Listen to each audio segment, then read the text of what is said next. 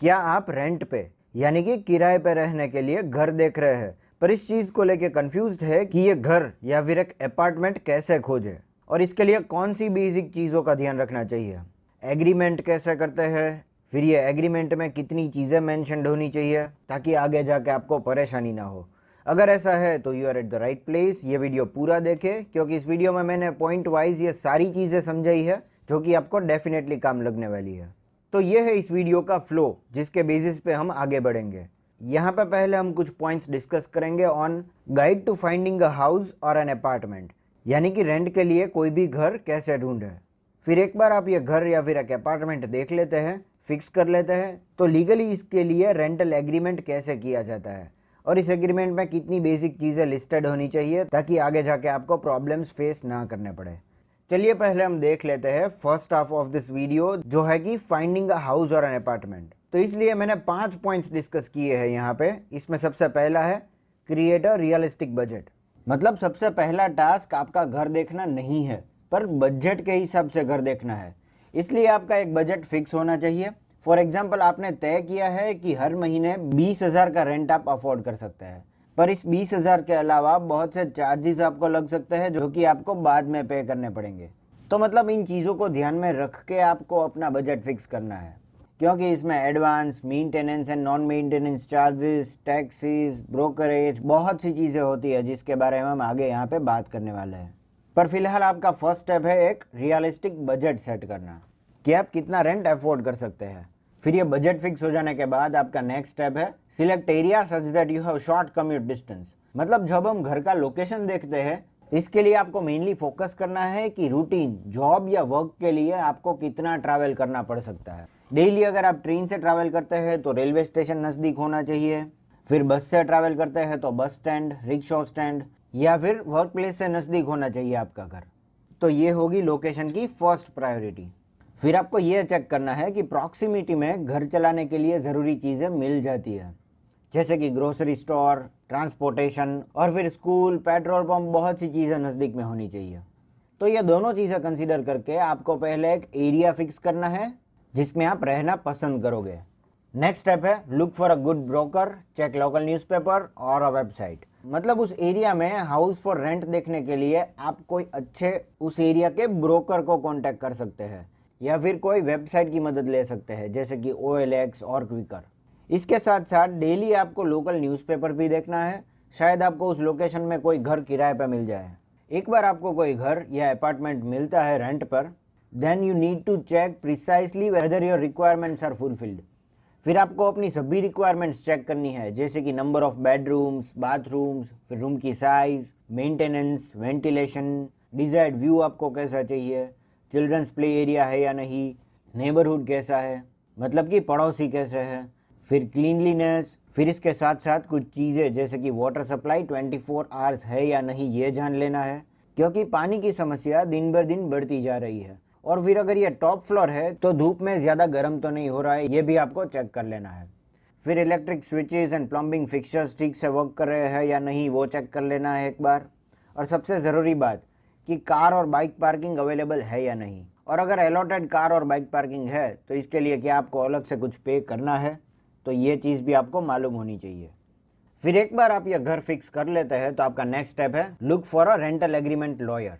तो rental agreement करवाने के लिए एक लॉयर देखना है और फिर कुछ ऐसी चीज़ों का ध्यान रखना है जो कि इस एग्रीमेंट में मेंशन्ड होनी चाहिए, जिसकी हम आगे पॉइंट वाइज बात करेंगे। इसमें पहला पॉइंट है security deposit and refund policy. तो मतलब पहले तो आपको कितना सिक्योरिटी डिपॉजिट देना है ये जान लेना है, क्योंकि हर जगह पे अलग अलग नॉर्म्स रहते हैं। कई जगह पे नॉर्मली 3 या 4 महीने का रेंट एज अ डिपॉजिट रखते हैं और जब आप घर खाली करते हैं तब रिफंड दे देते हैं। कई जगह पे 2 महीने का और कई जगह पे 4 महीने का भी रेंट एज अ डिपॉजिट रख लेते हैं। तो ये डिपॉजिट कितना है वो मकान मालिक से आपको जान लेना है और ये एग्रीमेंट में लिस्टेड होना चाहिए, क्योंकि कई बार मकान मालिक इसकी कोई रिसीट नहीं देता। तो ये नहीं होना चाहिए। इस डिपॉजिट के बारे में रेंटल एग्रीमेंट में लिखा होना चाहिए। इसके साथ साथ ये भी डिफाइन किया गया होना ज़रूरी है कि ये रिफंडेबल है और घर खाली करने पे ये तुरंत आपको रिफंड मिल जाएगा। तो मतलब ओनर आपको बाद में भी परेशान नहीं करेगा रिफंड देने में। फिर नेक्स्ट पॉइंट जो कि आपको चेक करना है कि ये एग्रीमेंट में किस तरह से लिस्टेड है। तो वो है लॉक इन पीरियड। तो बेसिकली लॉक इन पीरियड मतलब कि ओनर के साथ किए गए एग्रीमेंट जिसमें एक फिक्स टाइम मेंशन्ड होगा, जैसे कि 11 महीने। तो अगर आप घर 11 महीने के अंदर खाली कर देते हैं तो आपको कुछ एक्स्ट्रा पे करना पड़ेगा, हो सकता है 1 या 2 महीने का एक्स्ट्रा रेंट। ये इसलिए है क्योंकि हाउस ओनर को इमीडिएटली कोई टेनेंट नहीं मिलेगा, तो मतलब ये 2 महीनों में उसे टाइम मिल जाएगा, कोई ना कोई ये किराएदार ढूंढ ही लेगा। पर आपको जो ध्यान रखना है यहाँ पे वो है कि इसे ध्यान से पढ़ना है, क्योंकि कई बार क्या होता है कि एज पर ओनर 11 महीने बाद फिर से ये लीज रिन्यू करनी पड़ती है, तो हो सकता है ये लॉक इन पीरियड फिर से एप्लीकेबल कर दे। तो ध्यान रखिए कि ये कॉन्ट्रैक्ट रिन्यूअल पे ये लॉक इन पीरियड फिर से एप्लीकेबल ना करें, क्योंकि 11 महीने तक तो ऑलरेडी आप रह चुके हैं, 11 महीने का रेंट तो ऑलरेडी आपने भर दिया है। तो इस चीज़ का एक ध्यान रखना है हमें। फिर नेक्स्ट पॉइंट है रिन्यूअल टर्म्स, जो कि मेंशन्ड होनी चाहिए एग्रीमेंट में। तो हर रिन्यूअल पे कितना रेंट बढ़ेगा ये चीज़ मेंशन्ड होनी चाहिए। फिर डिपॉजिट जो कि आपकी ऑलरेडी ओनर के पास है, क्या उसमें भी रेंट के अनुसार चेंजेस है, क्या फिर से आपको कुछ ऐड करना है इसमें, ये चीज़ें किराएदार के लिए मेंशन्ड होना अच्छा है, ताकि ओनर की नीयत अगर ख़राब हो जाए और उसे मालूम है कि आपको यह घर पसंद आ गया और आपके पास दूसरा कोई रास्ता नहीं है, तो हो सकता है वो रेंट 20 से सीधा 30,000 रुपये बढ़ा दे। तो मतलब इतना ज़्यादा रेंट को बढ़ाना ठीक नहीं होगा। अगर पहले से ये मेंशन्ड है कि रिन्यूअल पे आपका रेंट 10% बढ़ेगा, तो ये चीज़ आपके लिए बेटर होगी। फिर नेक्स्ट पॉइंट जो कि मेंशन्ड होना चाहिए वो है व्हेन टू पे दी रेंट, मतलब आपको हर महीने रेंट कब पे करना है। मंथ खत्म होने के बाद उस महीने का रेंट पे करना है, या मंथ स्टार्ट होते ही एडवांस में पूरे मंथ का रेंट भर देना है। तो मतलब ये चीज़ इसलिए मेंशन्ड होनी चाहिए क्योंकि इसे लेकर ज़्यादातर कन्फ्यूजन होते रहते हैं, तो ये पहले से क्लियर होना चाहिए। फिर आता है maintenance and non maintenance charges, ये चीज़ भी मेंशन्ड होनी चाहिए कोई भी एग्रीमेंट में।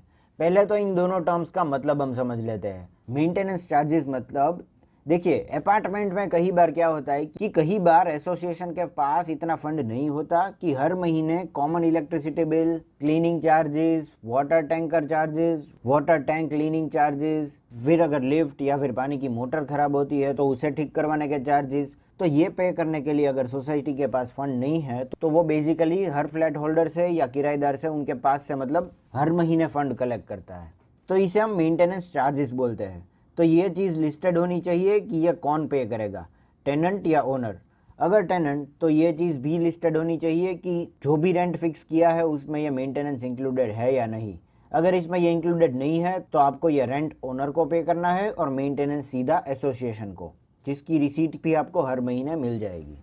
फिर बात करते हैं नॉन मेंटेनेंस चार्जेस की। तो ये वो चार्जेस है जो कि किराएदार को नहीं भरने, पर due to lack of awareness कई बार क्या होता है कि ओनर ये भी टेनेंट पे चार्ज करता है। फॉर एग्जांपल, कोई भी स्ट्रक्चर जब पुराना होता है तो उसे रिनोवेट करने के चार्जेस, बाहर से पेंट करवाने के चार्जेस, फिर अगर कुछ एक्स्ट्रा बिल्डिंग के डेवलपमेंट के लिए किया गया है तो उसके चार्जेस, क्योंकि ये एक्चुअली लॉन्ग टर्म के लिए किए जाते हैं चेंजेस, और किराएदार तो कभी भी घर बदल कर चला जाएगा, तो मतलब उन्हें ये चार्जेस नहीं बेयर करने हैं। फिर अगला पॉइंट है डैमेजेस, मतलब जनरली क्या होता है कि घर खाली करने पे एक किराएदार को जो भी डैमेजेस उसने किए हैं वो ठीक करवा देने हैं।